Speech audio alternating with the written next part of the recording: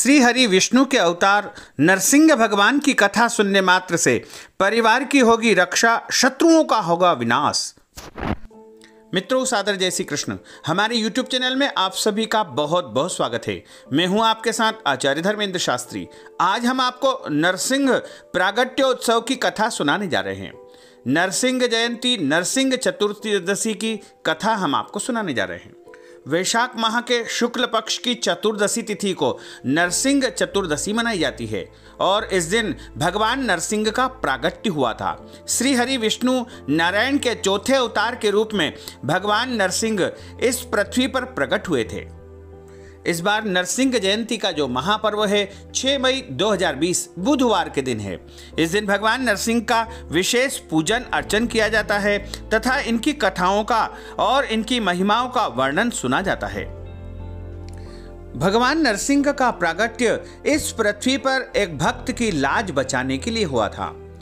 धर्म ग्रंथों में, पुराणों में लिखा हुआ है कि हिरण्यकश्यप का जो भाई था, जिसका नाम था हिरण्यकपिशु या हिरण्याक्ष भी उसे कहा जाता था, उसका वध भगवान के द्वारा हुआ और उसके बाद वह बड़ा चिंतित रहता था। हिरण्यकश्यप मन ही मन भगवान श्री नारायण से बदले की भावना रखता था और इसी उद्देश्य को लेकर के उसने कठोर तप करने का निश्चय कर लिया और अपनी पत्नी से बोला कि मैं तपस्या करने के लिए वन में जा रहा हूँ, और वन में तपस्या करने के लिए निकल गया।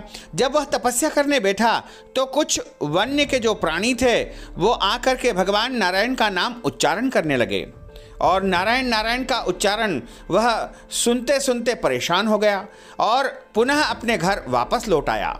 अपने महल में जब आया तो उसकी पत्नी ने रात के समय बड़े निवेदन से पूछा, क्योंकि वह बड़े ही क्रोधी स्वभाव का था, तो हिरण्यकश्यप से पूछा कि हे स्वामी, आप तो तपस्या करने गए थे और आप बोल कर गए थे कि कई दिनों के बाद मैं तपस्या करके वरदान प्राप्त करके ही लौटूंगा, लेकिन आप तो एक दिन में ही वापस लौट आए हैं, ऐसा क्या कारण हुआ? तब हिरण्यकश्यप ने कहा कि देवी सुनो, जब मैंने तपस्या प्रारंभ की उसी समय कुछ पक्षी आकर के मेरे आसपास बैठ गए और मेरी तपस्या भंग करने के उद्देश्य से मेरे शत्रु नारायण का नाम उच्चारण करने लगे। उसकी पत्नी कयाधु ने पूछा कि महाराज वो क्या बोल रहे थे? तो हिरण्यकश्यप ने कहा कि वो नारायण नारायण नारायण नारायण, इस प्रकार हिरण्यकश्यप के मुख से बार बार उसने नारायण का नाम उच्चारण करवाते करवाते ही दोनों पति पत्नी का जो है सम्मिलन हो गया और उनके माध्यम से कयाधु के गर्भ में एक बच्चा आ गया। नारायण का नाम उच्चारण करते करते ही जब गर्भावस्था को कयाधु प्राप्त हो गई, उसके पेट में बच्चा आ गया और अगले दिन हिरण्यकश्यप तप करने के लिए जंगल में पुनः गया और तपस्या करके ब्रह्मा जी को उसने प्रसन्न कर लिया। ब्रह्मा जी से वरदान मांगने लगा। ब्रह्मा जी ने कहा कि मैं तुम्हारी तपस्या से प्रसन्न हूँ, बोलो क्या चाहते हो? तो बोले, हे भगवान, यदि आप मेरी तपस्या से प्रसन्न हो तो मुझे वरदान दे दो कि मैं किसी के द्वारा मरूं नहीं, अर्थात चिरंजीवी हो जाऊं और हमेशा हमेशा के लिए अमर हो जाऊं। ब्रह्मा जी ने उसे समझाया कि देखो, इस संसार का जो चक्र है, जन्म मृत्यु, प्रत्येक प्राणी जो जन्म लेता है उसे एक न एक दिन मरना ही होता है, तो ऐसा मैं वरदान तुमको नहीं दे सकता हूं, कोई और वरदान प्राप्त कर लो। तो हिरण्यकश्यप ने कहा कि न मुझे मनुष्य मार सके, न कोई देवता मार सके और न ही कोई पशु पक्षी मार सके, न नीचे मरूं न ऊपर मरूं, न दिन में मरूं न रात में मरूं, और न मैं अंदर मरूं न बाहर मरूं, और न ही किसी अस्त्र से भी न मरूं न किसी शस्त्र से भी न मरूं, साथ ही आपके बनाए हुए किसी भी महीने में मेरी मृत्यु न हो। ब्रह्मा जी ने उसको तथास्तु कहा और वरदान प्राप्त करके वह घर आया।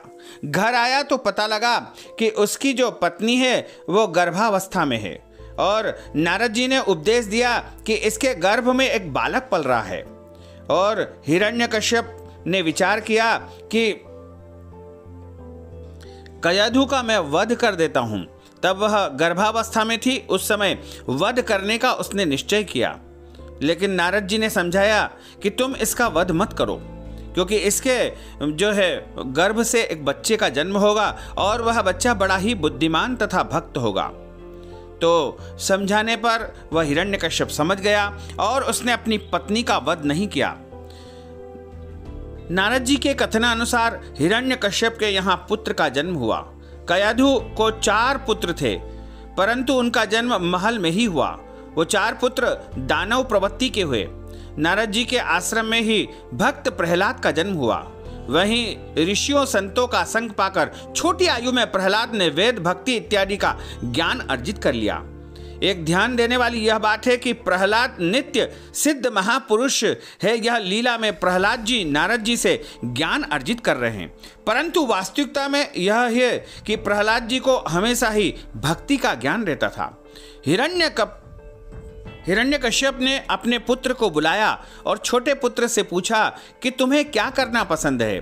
तब प्रहलाद बोले कि मुझे हरि की भक्ति करना पसंद है। हिरण्यकश्यप की यह बात को सुनकर के उसे क्रोध आया, क्योंकि उसके भाई हिरण्याक्ष को विष्णु ने मारा था और वह प्रहलाद को दैत्यों के गुरुकुल में उसने भेजा। प्रहलाद को बहुत समझाया गया कि वह हरि की भक्ति का त्याग कर दे और अपने संकल्प में स्थिर रहे। हिरण्यकश्यप ने गुरु के पुत्रों को बुलाया। शुक्राचार्य के 2 पुत्र शंद और अर्मक थे। हिरण्यकश्यप ने कहा कि गुरु पुत्रों से कि प्रहलाद को ले जाओ और इसे पढ़ाओ, समझाओ। साम दाम दंड भेद और राजाओं का जो लक्ष्य है उसे ज्ञान कराओ। प्रहलाद पढ़ने गए।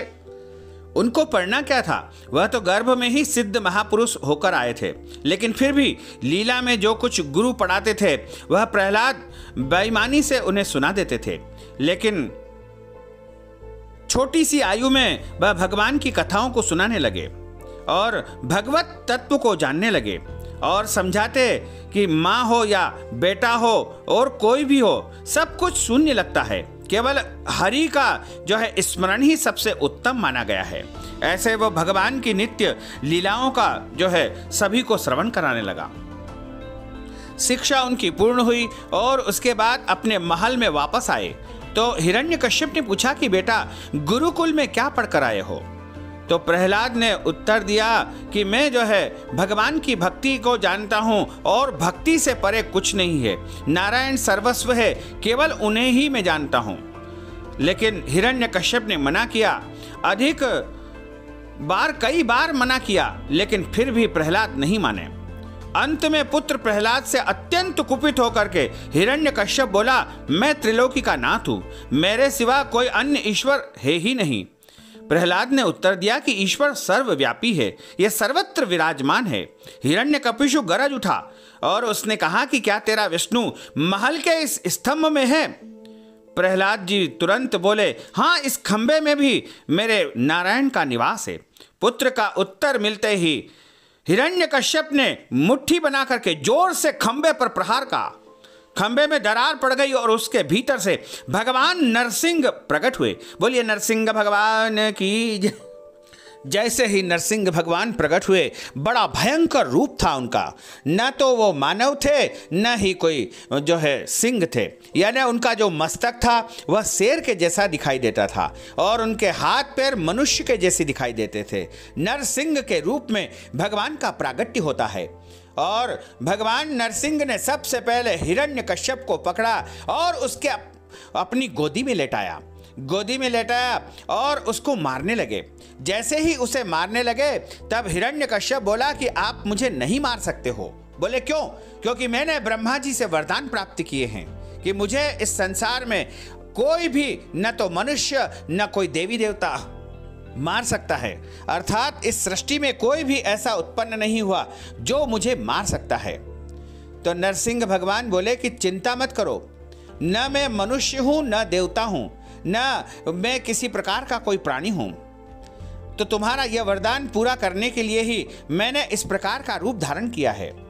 और बताओ कि तुम्हें न ऊपर मार रहा हूं न नीचे मार रहा हूं, अर्थात तुम मेरी गोदी में लेटे हुए हो और मैं तुम्हें दहली में बिठा करके, दहली में बैठ करके मार रहा हूं, न अंदर मार रहा हूं न बाहर मार रहा हूं। और न मैं अस्त्र से मारूंगा न शस्त्र से मारूंगा, क्योंकि मेरे नाखून ही इतने खतरनाक है कि इनसे तुम्हारा सीना में चीर डालूंगा। साथ ही यह भी बता दूं कि ये जो महीना है जिसमें तुम्हारी मृत्यु हो रही है, ये ब्रह्मा जी के द्वारा बनाया गया महीना नहीं है। ये तुम्हारा वध करने के लिए विशेष रूप से मैंने पुरुषोत्तम मास का निर्माण किया है। इसलिए जितने भी वरदान तुमने ब्रह्मा जी से मांगे वो सब के सब मैं पूरा करने के लिए ही आया हूं। उसी समय भगवान नरसिंह ने हिरण्यकश्यप का सीना चीर डाला, चीर करके उसके 2 टुकड़े कर दिए। और उसके बाद सबसे पहले उस भगवान नरसिंह ने अपने भक्त प्रहलाद को गले से लगाया और कहा कि बेटा तुम अपने पिता का अंतिम संस्कार करो। प्रहलाद जी ने अपने पिता का विधिवत संस्कार किया। उसके बाद राज सिंहासन पर प्रहलाद जी को जो है राज तिलक किया गया। उसके बाद भगवान नरसिंह अपने वास्तविक नारायण रूप में आ जाते हैं। तो इस प्रकार भगवान नरसिंह को अपने भक्त की रक्षा करने के लिए इस पृथ्वी से उस आताताई का अंत करने के लिए अवतार लेना पड़ा। तो भगवान नरसिंह की कथा को जो भी श्रवण करता है उसके सारे शत्रुओं का विनाश हो जाता है और उसके घर में सुख शांति समृद्धि का वास होता है। तो भक्तजनों, हमने जो ज्ञानवर्धक जानकारी आपको दी है उसको आप अधिक से अधिक लोगों को शेयर करिएगा, लाइक करिएगा, कमेंट करिएगा और यदि अभी तक आपने सब्सक्राइब नहीं किया तो अभी और इसी समय सब्सक्राइब अवश्य कर लीजिए। आपको और आपके पूरे परिवार को सादर जय श्री कृष्ण, सादर धन्यवाद।